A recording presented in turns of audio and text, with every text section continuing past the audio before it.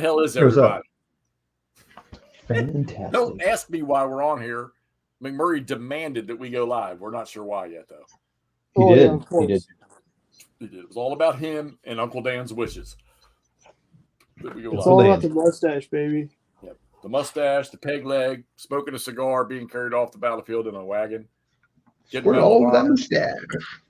and sending your broken leg off to the Smithsonian. And then getting pissed off they don't keep your foot next to it. Anybody joined us from the other stream? I see 4 viewers. Say, hey, viewers, we'd like to hear from you. Welcome if you joined over from the previous Not Jay stream. Well, there's Critical, Iggy Crit, and Chucky. Chucky's here. Chuck was there. What's up, man? So He was. we're going to blame this stream on wardrobe. All of it. It's But all his you fault. said McMurray wanted it that to Too happen. Well, long he happy wanted to the ship it off of stream. me, Ricky Tick.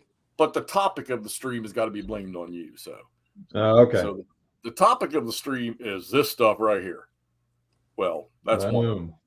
Todd's got another one that he's showing. All right. Oh, we do have them all now. Where'd you find it? Did you find Scream? Where'd you get Screaming Eagles? Where'd you find it at? Oh, it was there. When I went there, they had their 5 points per. Usually, you get a point per dollar spent. Well, like we're doing 5 times on a sale on Saturday. So I got all. They had them. They had restocked their shelves. So you got. Did you get all your boxes from Miniature Market? Yes, sir. Okay, and I got all mine from Miniature Market. So we jumped on the deals they had. Any of the rest of y'all out there in YouTube land? Did any of y'all jump on this Band of Brothers deal from? It's probably still going on too, isn't it? From Miniature Market. No, it's just their normal price. It's just their normal prices. There's no sale going on. They were just doing a special get 5 points over the weekend. But but I only paid $56 for the $80 games. Yeah, that's normal for them. That's their normal everyday pricing. Oh wow. That's why you shop at Miniature Market.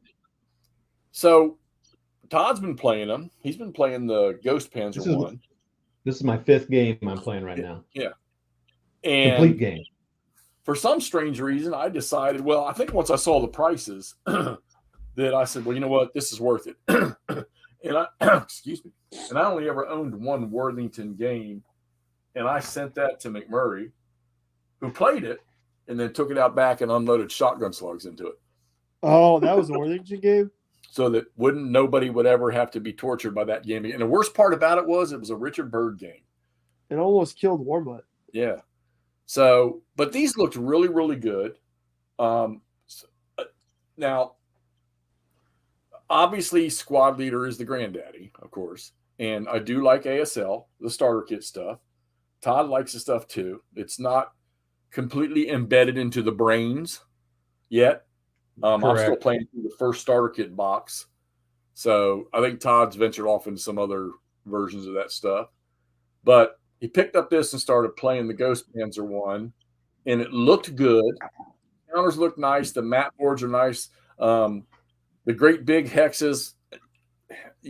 I think I lost my interest in the BCS Air Court game because of that for some odd reason. I don't know why. It's just something about a monster game to me needs to be half-inch stuff.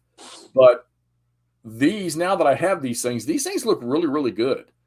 I mean, these counters, yeah, there's a few numbers on them, but the way they've got them laid out on the counters, they're fine. I mean, it's easy to understand what you're looking at, whether it's on their normal side or their reduced side. It doesn't matter.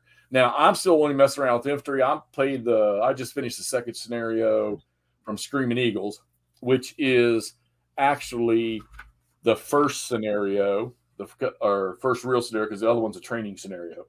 So I'm going to figure the first one that I played, the training scenario, had to be the bridge at Vigel or outside of San somewhere. By the way the map was set up, because you only had one crossing point. It was a bridge. You couldn't cross the canal. And this one here is called Day of Days, which is, if you remember in the Band of Brothers where they were talking about moving down the causeway to get to a certain location or whatever, this is apparently what this scenario was based off of. So this scenario started with 6 American squads. And if you're looking at my board here, you'll see that there's only 1, 2, 3, 4, 5. The 6th squad over here, he's already exited. The victory conditions were for the Americans to get 4 of these squads off this side of the map. All right. Opposing them were 4 ragamuffin German. I mean, I guess they're Wehrmacht. What were they in 1944, Andrew? Were they Wehrmacht? Where at? In 44 France? What? Normandy. 44 France, D-Day?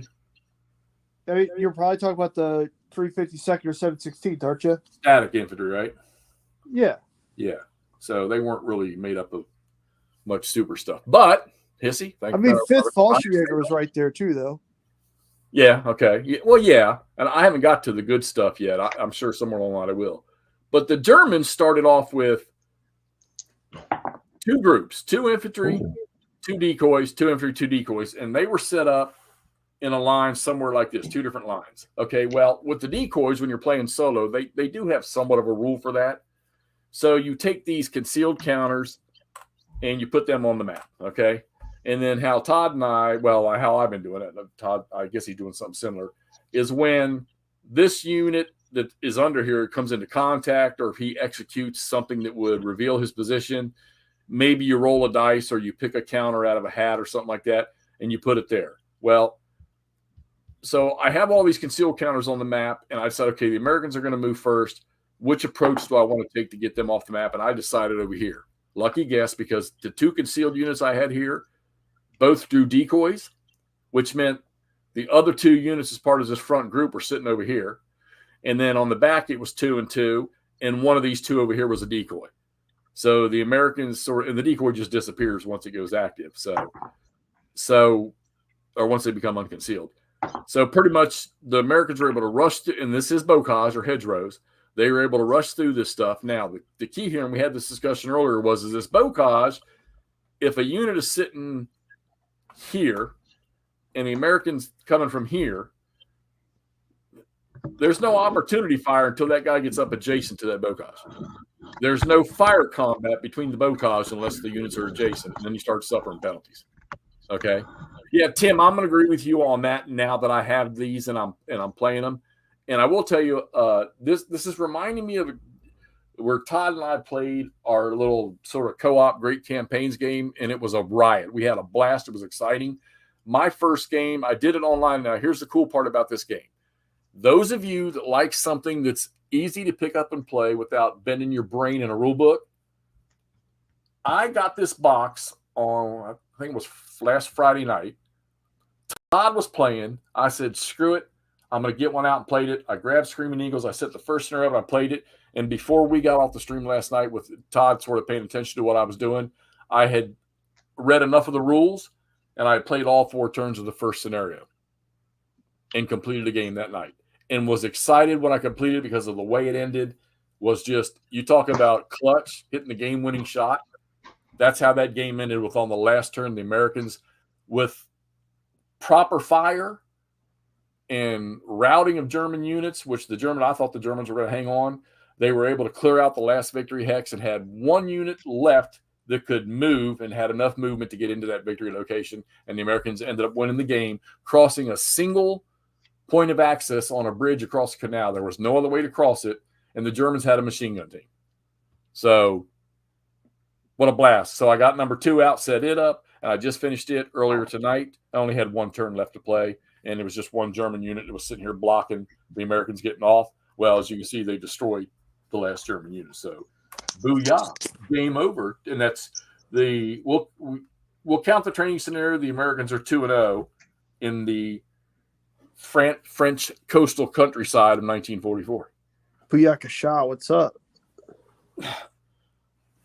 Say that again? I said, Booyakasha, what's up? Well, pal, surprise. And well, I got to admit too, these paratroops here, they're definitely much better infantry than the Germans are. Now, here's the interesting thing about this game. It's really cool and simple. That unit sitting right there, hopefully you'll be able to see him. Please focus for me, please, for me. All right. That top right number is a 10. What's that again, top morale? I'm sorry. Yeah, morale. Yeah, okay. So he goes 10, 6, and 2. Worthington, his. Focus, hussy. Anyhow, 10, 6, and 2. Oh, come on. Yes. All right. Anyhow, white, yellow, red. So when the unit becomes suppressed, his morale becomes that second number. When the unit becomes fully suppressed, he becomes that red number. So any action that they want to take, and you're using a 10-sided dice, which is, we all know, according to the Hexy knowledge of wargaming, is the best dice of any gaming. Okay. You have to roll less than that morale rating to execute any operation, any function. Equal to or less. Huh?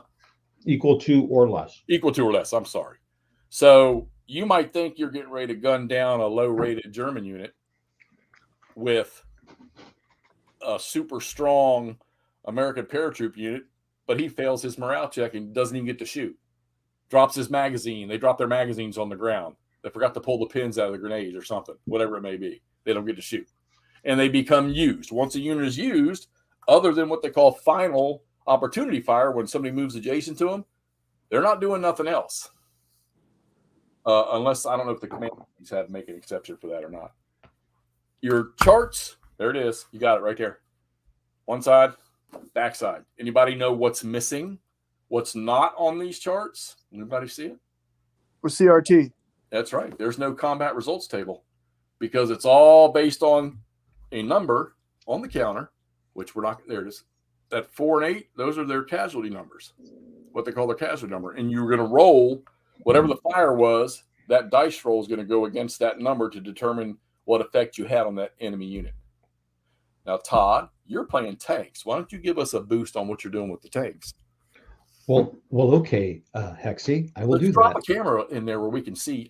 And Big and Todd. Let me in Big and Todd. I should have been Big in myself, but we'll in Big and Todd. So the tanks are, to me, almost easier than the infantry.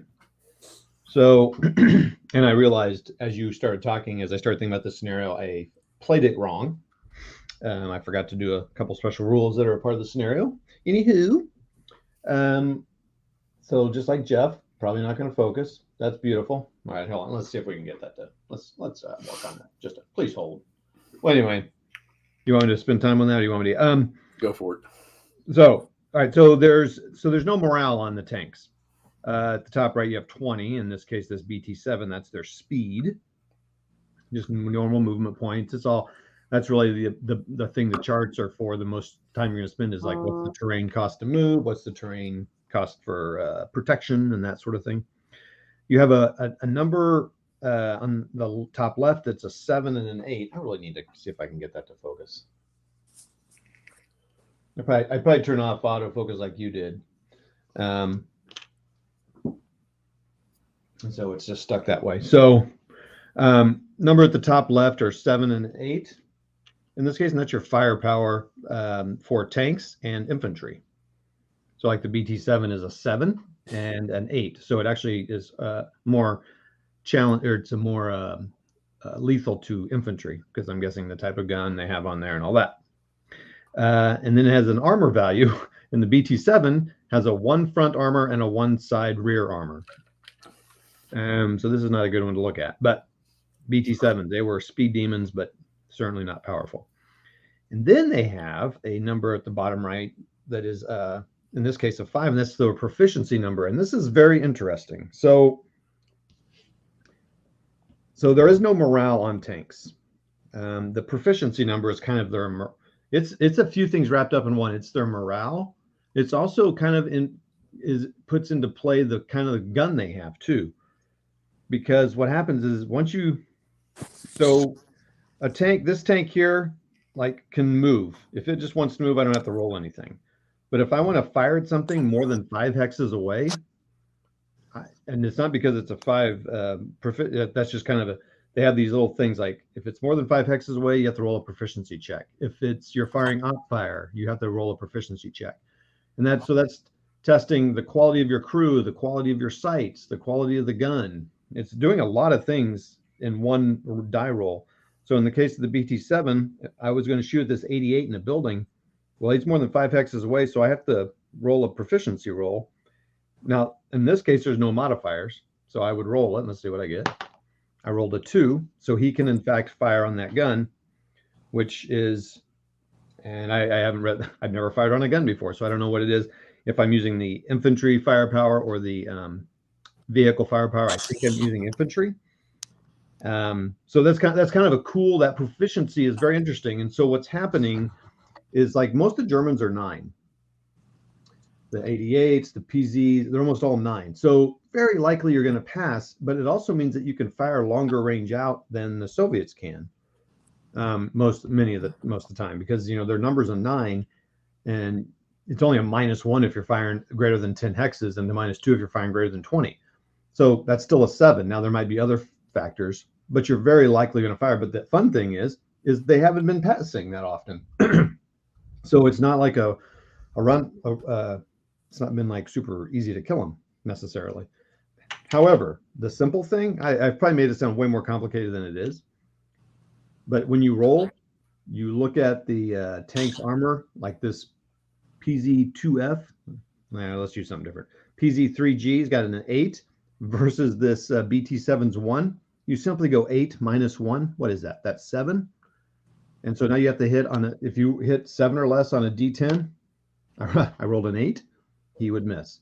If I roll a 7 or less, so a 70% chance of hitting, you're going to kill that tank, and that's it. You kill 0 or 1. 1 is the lowest number. 0 or is 10 on the die. Right. So 10 means what? 10 means you miss. Yeah. So that's cool. So it's got a mechanic come in, not necessarily, guaranteed that you're going to hit something. If you roll that 0 or 10, your shot went errant. So, but I mean, come on. There's no. That's it right there. That's tanks. It's so easy that I've been thinking like I must be forgetting something. Right. But I'm not. It's not bad when Jeff and I were able to just pick it up that quickly. Yeah, look, there's the chart right there. Like I said, there's no CRT. So you're going to take the best defensive terrain or the best terrain for the defender, and then it has across the top what kind of firepower is going at it. And then all the situational modifiers at the bottom, they can be combined. So you'll get one from here, and you might get multiple from down here. So, and that's it. That's all you need. And what's really cool, and I didn't know, and Todd pointed it out to me because we were looking at the back of the chart. They make those games out there that they put their critical rules on a cart. There's very few that do it. Most of the time, players create their own. But they've already got that done for you right here on the back of your terrain chart or your effects chart. That's it. That's your player aid, and they give you 2 in each box. That's your player aid right there. So I don't know. Okay, it plays easy. Although I didn't play this one in one setting, it would have been. I only had the last turn to do. It was real late last night. I think I started playing this thing at like 11:30, and at 12:15, 12:20, I had played all the way to that point. So these things do. Now, granted, I know I'm playing a small snare. Todd's playing a little bigger one right now. Don't you have the 12 mapper set up right now? No, it's 6 maps. 6 mapper. Okay. So, but still, I don't think the games take that long. You're moving to contact. Your opportunity fire. You're firing. You might melee. I don't think I ever got into a melee. Oh no, I did. I did in the first game. And the thing, it just flows. Some of the additions to this thing are like the command points, which are these little chits up here in the scenario will tell you how many command points you get and what those can be used for. That's like when you play the games with cards where that card might say, oh, you can automatically chase 1 unit away 3 hexes. Well, these command points allow you to do sort of similar things like that. It's not as many different options, but you can add a fire point to a final protective fire to using their second fire number there or whatever like that. Then you have a route phase and a recovery phase in this game. The route phase is if you're line of sight or in the open. Or adjacent or in the same hex. You've got a route away. And you don't route. There's no route marker. You just, whatever condition they're in, you just got to move them away. They got to get to a certain type of location to get out of that line of sight. And then you have suppression and you have full suppression. Well, when we were talking the first night when Todd had these games out, somebody was talking about this is to find, fix, and kill units. Well, that's exactly what this means. You find them. Obviously, the bocage here makes that tough. Then you fix them by suppressing them, which limits their abilities. And then you finish them off. And how you finish them off is these casualty numbers when you do fire. Now, here's the cool part. That's a 2-step unit right there. He's got a front side and a back side. I think the majority of them are like that in the game as far as the combat units. You could fire one time, one dice roll at this counter right here. You might just suppress him. You might fully suppress him. You might cause 1-step loss, or you might completely kill the unit on one fire dice roll. And I mean, it doesn't get any. And it's when I was first playing, I think I had Todd on because I had to do 2 or 3 of them. And I would bark at Todd to tell him, tell me how to do this. Tell me how to do this. And then when I realized this is too fucking easy to figure this out, there's really just no pain so far this game. Granted, I'm not through all the rules yet. And I don't even know how many pages are, but the infantry scenarios, you pretty much stop on page 9, which really the rules don't start till about page 3 in the book. So there's really not that much to learn. And of course, just like any other rule book, they also have a lot of, you look at the rule books in these games. I mean, come on. 2-column, large print, nice, pretty colored. One thing I'll say about Worthington, I have 7 games by them right now. And it doesn't get a whole lot better than that right there. And you're talking from an old SPI case guy. So these work really well. They read really well. Had one confusing thing. Todd went and found the rule tonight and straightened me out on that on bocage. So that's all cleared up. We were talking about a rule the other night we were having an issue with that we weren't sure about. Do you remember what that was? No, I don't right offhand, but on routing, so after routing, there's melee phase. Right. And it's super easy. And the cool thing is, so you really want to move in on somebody that's suppressed or fully suppressed, because a unit can continue op firing on you when you get adjacent to them, even fully suppressed. Now they have to pass a morale check. But I in one of my scenarios, the guy just was able to just keep peppering guys because you're +3 and +4. I mean, you're very high up there. So you got to suppress these guys. Well, so when you move in there, they have to pass a morale check. And this is so because melee is simply rolling 2 dice per counter, per infantry, and getting your firepower or less, unless you have a special number in there. Like weapon teams only have a 2. So you have to roll a 2 or less on a D10. But like paras are what, like 6s or something? So 6 or less? Yeah. So you're rolling 2 dice, 6 or less. And if you get 1 hit, you get 1 hit against that unit. If you get 2, you get 2, which kills it. And then the other unit rolls 2 dice. So you could go into a unit and they're fully suppressed. And if that doesn't count in the melee roll. But here's where it does count. Before melee happens, rout happens. So they have to pass a morale check. So if they're fully suppressed and their morale is 1, and I think there's penalties when you're within the hex with somebody, you have to pass that, and it's going to be pretty unlikely. And if you do, you rout out. So it's kind of cool. That's how suppression and full suppression is represented in melee. You get the heck out of dodge. So now you don't get a chance to kill them, but that's fine. They go back and they're fully suppressed, which makes them tough. So it's a pretty cool. And yeah, again, I've heard people say, "Oh, that game's kind of boring," and I guess I can see it because it is kind of at a point where you're just playing the game. Yeah, good. There you go. That's probably the most valid thing right there. You're playing the game, and and we play a lot of games where you have to recover from your current status. The recovery phase in this game, here I'm going to show you. Here's the recovery phase. He's suppressed. Recovery phase. He's not suppressed. All right. He's fully suppressed. Recovery phase. He's suppressed. Yep. It works. It works perfectly fine. All right. So, all right. So what I am going to say is, and I don't know because I haven't been over to I did actually go to the site today, but I didn't look. So you also got the battle manual, right? Yeah, I don't have it yet. Okay. They got a battle manual. I guess it goes with the system, tips and tricks and other things. But so this game has 3 sort of core boxes.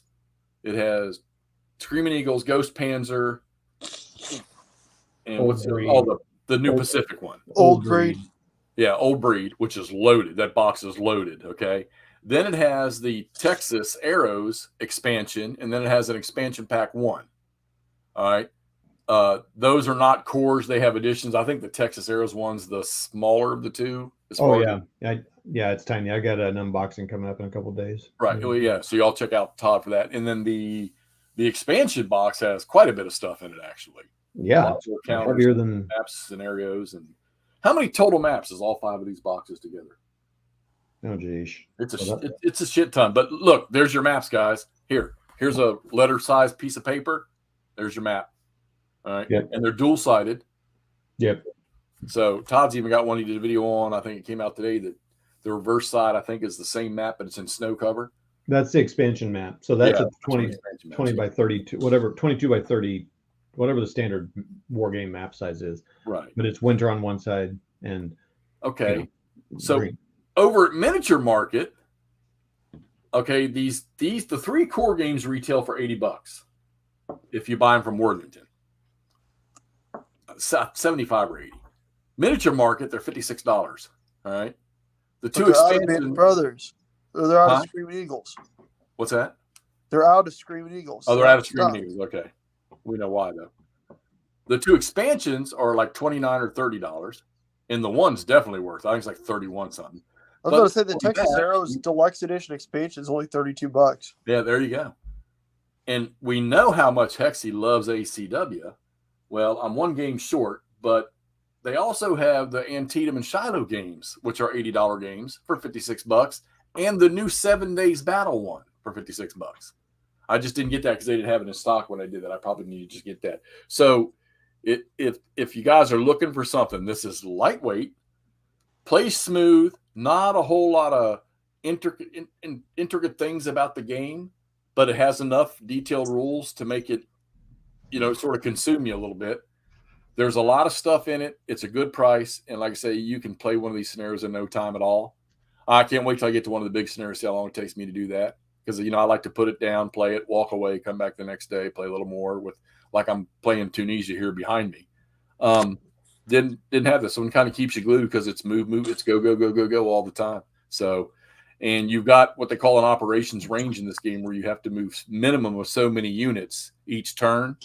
They give you a range like 2 to 3. If it's 2 to 3, you have to at least execute operations with 2 units until they're used. And then that was what we were talking about. And then we figured it out that if your operations minimum is 3 and you only have 2 units left to move, you just do the 2 units. That's what we were talking about. Right. Yeah. So, you use as much as you can to get up to that operations range. So if you guys don't have these, and if you're looking for a tactical system that's not going to eat you up like a squad leader will, I got news for you. This looks like a good one. I've only played 2 scenarios. Todd's played 5 now, I think. I'm on my 5th one, which Yeah. says a lot. And he's been doing this nonstop. I don't think he's been to bed yet since he started. So all right, Andrew, we want you to talk about artillery in this game. Okay, so artillery in this game, it's pretty powerful. You mainly have nothing shy in Ghost Panzers on the German side for Gustav or Karl Garant mortars. And then on the Soviet side, you have those cool self-propelled 203s. Other than that, you don't have anything. There's no ZIS 2s and 3s. There's no, LEFH 18s, any of that stuff. You just jump straight to things that will wipe out essentially the entire grid square that your board is comprised of. So in Screaming Eagles, you primarily have battleship-grade guns, ideally off of Nelson or Rodney, the 18 or the 16s. But yeah, so that's what most of your artillery is. Although what's it called? The Old Breed, your 2 options are basically again battleship grade ordnance or Japanese knee mortars. That's it. Are you making this stuff up? Just a little bit, but I thought I came off with it. It did. It sounded convincing. If it weren't so ridiculous. I thought you did a great job. But there is At least I'm artillery in the paying game. attention. You don't pay attention. There is artillery in the game. We just don't know how to use it yet. Yeah, I haven't got that far yet. Todd's closer to it than I am. Well, wait a minute. What was the artillery strike that Andrew called last night? I didn't have any. That was just me being better at you than commanding tanks. Oh, okay. And he did say something about calling a strike, but he was kidding. Yeah, I was joking about doing that when you had two of your Panzer IVs parked next to each other. Hey, this does have air power too, doesn't it? I thought I saw some Stukas. Yeah, there's Stukas, at least. There's Stukers? Stukars. Huh. Yeah, don't get excited about the counter trays in the 3-core boxes, although we have figured out that if you put everything back in the box on top of the lid, including the sprues that you punch the counters out of, the box will be packed full and it keeps the lid. Mark, how you doing, buddy? I can't answer that. Can you answer that question, Todd? How does it compare to old school tactical? I've never played old school tactical, but it seems like from what rules I've read and the videos I've seen, I would say this is easier than that. But I don't know how much. I don't, since I've not played it, I can't really speak to it. I feel like it's probably a little easier. Yeah, and Rich keeps telling me that I should try old school tactical, but I mean, old school tactical's got great looking boards and counters for sure. That's what I heard. Lock and load tactical. This one's probably easier. Oh wait, yeah, easier than that by far. This is to me, this is the easiest tactical game out there. Okay, and it's fun, yeah. And it's not comical fun. I mean, it's even easier than that. Here's the Normie that I bought into, the Devil Pig games, by far. And it's like you said, you punch it out and you're playing, and the counters are self-rounded. I mean, cornered, all clipped already, and they just pop out of the sprues. And I had a great time playing. Yeah, you've never played. I almost cried until I got it up and played it. I'm rather than have to do nothing, just play it. So, off we go. And like I say, I'm enjoying it. Let's see how far it goes. Like I say, Todd's in number 5. I'm going to restart number 3, and we're going to see how far this goes. I'm on my OCS kick right now, so grinding my OCS. So anyhow, wanted to run that down tonight. Anybody got any other little notes about the stuff? I know Todd, you said you got a couple of videos coming up. Yeah, a couple of videos coming up. I played the thing is, I played both training scenarios twice because I could those are very simple. I mean, they're not even really that tactical of a challenge. It's just kind of a good way to learn the rules. I played both those twice. Right. I mean, yeah. And now I'm on game 5.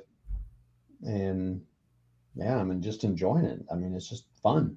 Yeah, yes, it is. I gotta agree. And these weren't things that I'm really big on, but this one's been good. All right, well, that's what we want to do tonight, a little quickie here. But so let me go and tell y'all, don't forget tomorrow night, 9 p.m. Eastern time, 8 Central time.